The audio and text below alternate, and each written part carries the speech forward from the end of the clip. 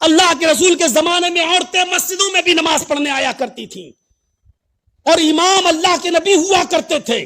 وہ اللہ کے رسول جنہوں نے کہا کہ اگلی صف میں نماز پڑھنے کا ثواب اتنا ہے کہ اگر کسی کو پتا چل جائے کہ پہلی صف کا ثواب کتنا ہے تو لوگ لڑنے لگیں گے، ایک دوسرے کو قتل کرنے لگیں گے پہلی صف میں آنے کے لیے، قرآن اندازی کی نوبت آ جائے گی، پرچیاں پھینکی جائیں گی، جس کا نام نکلے گا وہ آگے۔ اگر کسی کو پتا چل جائے کہ پہلی صف کا ثواب کتنا ہے، لیکن وہی نبی جو پہلی صف کا اتنا ثواب بتلا رہے ہیں، عورتوں کے لیے کہہ رہے ہیں خیر صفوف الرجال اولها وشرها آخرها وخیر صفوف النساء آخرها وشرها اولها، مردوں کی سب سے افضل صف وہ ہے جو سب سے آگے ہے، اور سب سے بری صف وہ ہے جو سب سے پیچھے ہے ثواب کے اعتبار سے، اور عورتوں کی سب سے افضل صف وہ ہے جو سب سے پیچھے ہے،